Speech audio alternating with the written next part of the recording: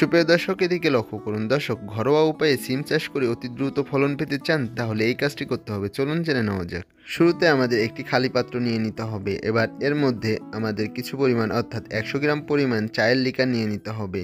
আর চায়ের লিকারে থাকে প্রচুর পরিমাণে নাইট্রোজেন, ফসফরাস ও পটাশিয়াম, যা গাছের বৃদ্ধিতে প্রচুর পরিমাণে সহায়তা করে থাকে। আর এই চায়ের লিকার যদি গাছের গোড়ায় দেওয়া যায় তাহলে গাছের উপকারী ব্যাকটেরিয়া এবং ফাঙ্গাসের বৃদ্ধিতে সহায়তা করে।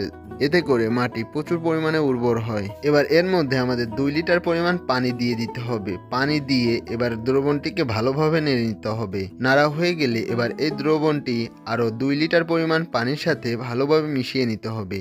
মিশিয়ে এটি প্রত্যেকটি গাছের গোড়ায় সপ্তাহে একবার বা মাসে 2 বার দিতে হবে। এতে করে কি হবে, গাছ দ্রুত বৃদ্ধি পাবে, পাশাপাশি গাছের গোড়ার মাটিও উর্বর হবে এবং গাছে প্রচুর পরিমাণে ফুল আসতে শুরু করবে এবং দ্বিগুণ ফলন পাওয়া যাবে। ধন্যবাদ সবাইকে।